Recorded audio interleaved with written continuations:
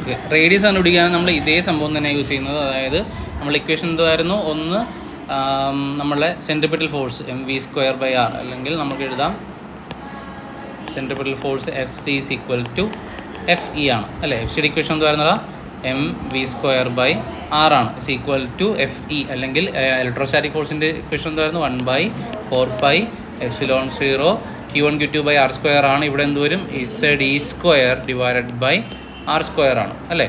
പിന്നെ നമ്മളുടെ ഇതിൻ്റെ അകത്ത് നമുക്ക് ആരെ വെട്ടിക്കളയാം, ഒരു ആറും നേരത്തെ ചെയ്തതുപോലെ തന്നെ വെട്ടിക്കളയാം. അപ്പോൾ അവിടെ നമ്മൾ അത് നിർത്തി എഴുതുന്നു, mv² is equal to 1/4πε0 Ze²/r.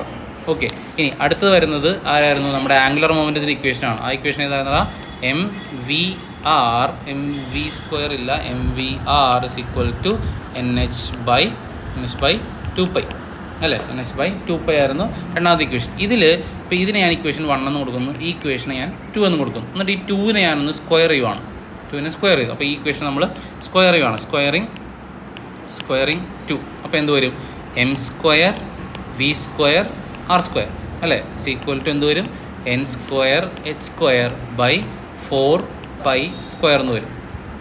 എല്ലാത്തിനും സ്ക്വയർ ചെയ്തു. ഇതിന് ഞാൻ ഇക്വേഷൻ 3 എന്ന് കൊടുക്കുകയാണ്. ഇതിന് ഇക്വേഷൻ 3 എന്ന് കൊടുത്തിട്ട് ഇതിനെ നമ്മൾ എന്ത് ചെയ്യുകയാണ്, 3/1 എടുക്കുകയാണ്. 3/1, അതായത് 3 എന്ന് പറഞ്ഞ ഇക്വേഷൻ ഇതാണ്, നമ്മളിപ്പോൾ സ്ക്വയർ ചെയ്ത ഇക്വേഷനാണ് ഇത്. ഓക്കെ, 1 ഏതായിരുന്നു, നമ്മളുടെ ഇലക്ട്രോസ്റ്റാറ്റിക് ഫോഴ്സും സെൻട്രിപിറ്റൽ ഫോഴ്സും തമ്മിലുള്ള ഇക്വേഷനാണ്. അപ്പോൾ ഞാൻ അതിന് ഒന്നുകൂടെ എഴുതാം. അപ്പോൾ ഇക്വേഷൻസ് ഏതൊക്കെയാണ്, 3 ആണ്. അപ്പോൾ m²v²r² is equal to n²h²/4π². Okay, രണ്ടാമത്തെ ഇക്വേഷൻ അല്ല, ഫസ്റ്റ് ഇക്വേഷൻ ഏതായിരുന്നു, ഫസ്റ്റ് ഇക്വേഷൻ എന്ന് പറഞ്ഞാൽ ഇതാണ്. അപ്പോൾ എന്ത് വരും, mv² is equal to ഇത് എന്നാൽ 1/4πε0 Ze²/r ആണ്. ഓക്കെ, ഇതിനകത്ത് എന്തൊക്കെ വെട്ടിക്കളയാം, അതിവിടെ ഒരു എം പോയി അല്ലേ, v²ഉം പോയി, r അവിടെ തന്നെ ഉണ്ട്. പിന്നെ ഇപ്പുറ സൈഡിലോ 4π പോയി അല്ലേ, വേറെ ആരെയും കളയാൻ പറ്റത്തില്ലല്ലോ, ബാക്കി എല്ലാവരെയും അവിടെ തന്നെ ഇടാം. അപ്പോൾ ഞാൻ ബാക്കിയുള്ളവരെ നമ്മളെടുത്ത് എഴുതുവാണ്. ഇപ്പുറത്തെ ഈ സൈഡിൽ ആരൊക്കെ ഉണ്ട്, mr² ഉണ്ട്, താഴെ ആരുമില്ല അല്ലേ, പച്ച എല്ലാം വെട്ടിപ്പോയി. ഇസ് ഈക്വൽ ടു ഈ സൈഡിൽ ആരൊക്കെ ഉണ്ട്, n²h² ഉണ്ട്. ഓക്കെ, ഡിവൈഡഡ് ബൈ ഇവിടെ ആരുമില്ല, അപ്പോൾ ഡിവൈഡഡ് ബൈ 1 ആണ്. ആൻഡ് ലാസ്റ്റ് ആ ഗ്രീൻ്റെ ഡിവൈഡ് ബൈ ഇവിടെ വരുമ്പോഴേക്കും ഇവിടെയും 1/ε0 ഉണ്ട് അല്ലേ. ഇവിടെ ε0 മാത്രമല്ല, 4 വെട്ടിപ്പോയില്ലേ, 1/ε0 ഉണ്ട്. Ze² ഒരു ആറും ഉണ്ട്. ഓക്കെ,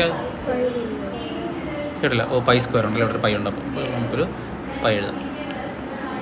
ഈ പൈ പോയിട്ടില്ല, π² ആ പയ്യെ പോയിട്ടുള്ളൂ. ഓക്കെ, അപ്പോൾ നമ്മൾ അതിനെ ഒന്നുകൂടെ വൃത്തിക്ക് എഴുതാം, n²h²/π ഡിവൈഡഡ് ബൈ എന്താണ്, ഡിവൈഡഡ് ബൈ Ze²/ε0r അല്ലേ. ഇതിനെ ഈ താഴത്ത് നമ്മൾ എന്ത് ചെയ്യും, ഇവിടെ നമ്മൾ നേരെ റെസിപ്രോക്കൽ എടുത്ത് മേളിൽ കൊണ്ടുവരും അല്ലേ. അപ്പോൾ അതെന്ത് വരും, അവിടെ നമുക്ക് എഴുതാം ഈക്വൽ ടു n²h²/π അതേപോലെ തന്നെ എഴുതി.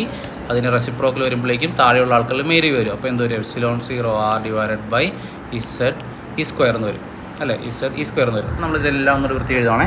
അപ്പോൾ ആരെയാണ് നമ്മൾ ഈക്വൽ ടു എഴുതിയിരിക്കുന്നത്, ഇതിന് ഈക്വൽ ടു എന്ന് പറഞ്ഞ് എഴുതിയിരിക്കുന്നത് അല്ലേ. അപ്പോൾ ഞാൻ എടുത്ത് എഴുതുവാണ്, mr² is equal to ഇവൻ അതേപോലെ എടുത്ത് എഴുതുവാണ്, mr² is equal to n²h²/π into ഇത്ര ആൾക്കാർ എന്ത് വരും, ε0r ഡിവൈഡഡ് ബൈ Ze² എന്ന് വരും അല്ലേ. എന്തെങ്കിലും പഠിക്കളയാൻ പറ്റുമോ ഇനി, ആറുണ്ടല്ലേ, ഇവിടെ ഒരു ആറുണ്ട്, ലെഫ്റ്റ് സൈഡിൽ ഒരു ആറുണ്ട്, ഇവിടെ ഒരു r² ഉണ്ട്, അപ്പോൾ അതും പോയി. അപ്പോൾ നമുക്ക് എങ്ങനെ എഴുതാം, mr is equal to n²h²ε0 divided by Ze²π അല്ലേ. നമുക്ക് ആരെ ഇക്വേഷൻ വേണ്ടത്, റേഡിയസിൻ്റെ അല്ലേ. അപ്പോൾ ഇവിടെ ആറുണ്ടല്ലോ, അപ്പോൾ എമ്മിന് ഇപ്പുറത്ത് കൊണ്ടുവന്നാൽ പോരെ. അപ്പോൾ എന്ത് വരും, r is equal to, ഞാൻ ഉറങ്ങണോ, r is equal to എന്ത് വരും, n²h²ε0 divided by m into Ze²π അല്ലേ. ഇത് ഇത്രയും കോംപ്ലിക്കേറ്റഡ് ആയിട്ട് നിങ്ങൾക്ക് ഡെറിവേഷൻ ചോദിക്കും, ചിലപ്പോൾ ഡെറിവേഷൻ ചോദിക്കും. എന്നാലും ഇതിൻ്റെ ഇടയ്ക്കുള്ള സ്റ്റെപ്പ് വെച്ചിട്ടൊന്നും അങ്ങനെ ക്വസ്റ്റ്യൻ ചോദിക്കാറില്ല. പക്ഷെ നമുക്ക് ക്വസ്റ്റ്യൻ ചോദിക്കുന്ന സ്റ്റെപ്പ് ഞാനിപ്പോൾ കാണിച്ചു തരാം. ഇതിൻ്റെ അകത്ത് നേരത്തെ നമ്മളെടുത്ത പോലെ തന്നെ കോൺസ്റ്റൻ്റ് ആൾക്കാരല്ലാത്തവരെ നമ്മളെടുത്ത് മാറ്റുവാണ്. ഓക്കെ, അപ്പോൾ ഇതിൻ്റെ അകത്ത് ഓരോ പല ആറ്റംസ് കൺസിഡർ ചെയ്യുമ്പോഴേക്കും h എല്ലാവർക്കും കോൺസ്റ്റൻ്റ് ആണ് അല്ലേ, ε0 എല്ലാവർക്കും കോൺസ്റ്റൻ്റ് ആണ്, മാസ് m എന്ന് പറഞ്ഞാൽ മാസ് ഓഫ് ഇലക്ട്രോൺ ആണ്, അത് എല്ലാവർക്കും കോൺസ്റ്റൻ്റ് ആണ്. E എന്ന് പറഞ്ഞാൽ എന്താ, ചാർജ് ഓഫ് ഇലക്ട്രോൺ, അതും കോൺസ്റ്റൻ്റ് ആണ്. പൈയും കോൺസ്റ്റൻ്റ് ആണ്. അപ്പോൾ ഇവിടെയും കോൺസ്റ്റൻ്റ് അല്ലാത്ത ആരൊക്കെയാണ്, കോൺസ്റ്റൻ്റ് ഇല്ലാത്ത ഒന്ന് എൻ ആണ്, ഒന്ന് എൻ സ്ക്വയർ ആണ്, ഒന്ന് ഇസഡ് ആണ് അല്ലേ. അപ്പോൾ ആ കോൺസ്റ്റൻ്റ് അല്ലാത്ത ആൾക്കാരെ നമ്മൾ മാറ്റി എഴുതുന്നു. അപ്പോൾ ആരൊക്കെയാണ് കോൺസ്റ്റൻ്റ് ആയ ആൾക്കാർ? ആരൊക്കെയായിരുന്നു? എച്ച് സ്ക്വയർ എപ്സിലോൺ 0 അല്ലേ. മേളിൽ നിന്ന് എച്ച് സ്ക്വയർ ഉണ്ട്, എപ്സിലോൺ 0 ഉണ്ട്, ഡിവൈഡഡ് ബൈ താഴെ ആരുണ്ട്? എം ഉണ്ട്, അപ്പം പൈ ഉണ്ട്, ഇ സ്ക്വയർ ഉണ്ട്. അപ്പം എം ഇ സ്ക്വയർ പൈ അല്ലേ. ബാക്കി കോൺസ്റ്റൻ്റ് ആയിട്ടുള്ള കോൺസ്റ്റൻ്റ് അല്ലാത്ത ആരൊക്കെയായിരുന്നു? എൻ സ്ക്വയർ ബൈ ഇസഡ് അല്ലേ. അപ്പോൾ നമുക്ക് ആർ ഇസിക്കൽ എങ്ങനെ എഴുതാം? R is equal to H square epsilon 0 by M E square pi into N square by Z എന്ന് എഴുതാം. ഓക്കെ, ഇതാണ് അതിൻ്റെ ഇക്വേഷൻ. എന്ത് പറ്റി?